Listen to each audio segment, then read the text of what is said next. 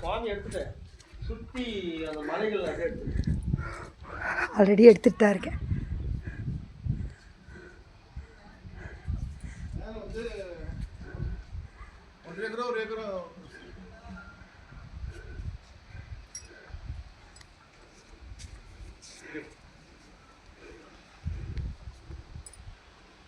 எட்டரை லட்சம் ஒர்த்து தான்.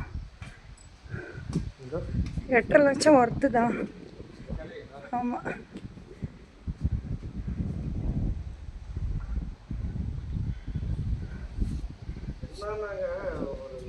முறையாக பூஜை பண்ணணும். எவ்வளோ சரி செலவு சில நாள் லேட்னா சாயந்தரம் கொஞ்சம்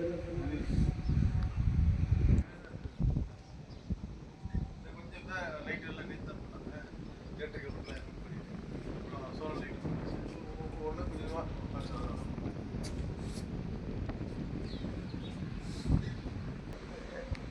ரெண்டு இட்லி சாப்பிட்டா லைட் வந்துடும். எனக்கு ஒரு 4 இட்லி சாப்பிட்டா உங்களுக்கு 6 இட்லி சாப்பிட்டா குரூப்புக்கு ஏற்ற மாதிரி இது வந்து சாட்சி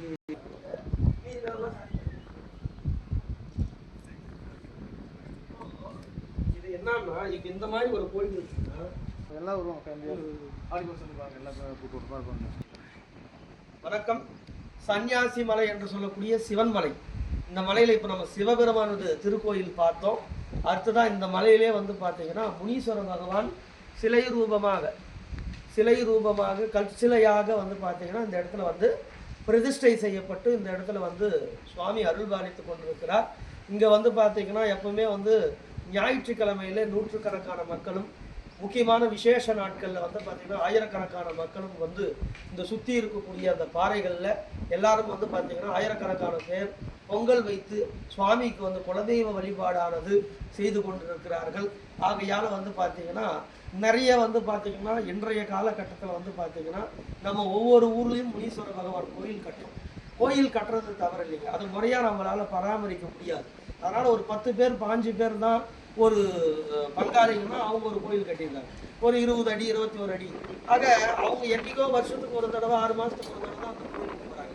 முடிஞ்ச அளவுக்கு வந்து பார்த்திங்கன்னா அந்த மாதிரி செய்யாமல் இது போல் ஏற்கனவே இருக்கக்கூடிய கோயில்களுக்கு வந்து வழிபாடு பண்ணிங்கன்னா இருக்கிற சாமிக்கு இன்னும் அதிகமான பூஜைகளானது நடைபெறும்.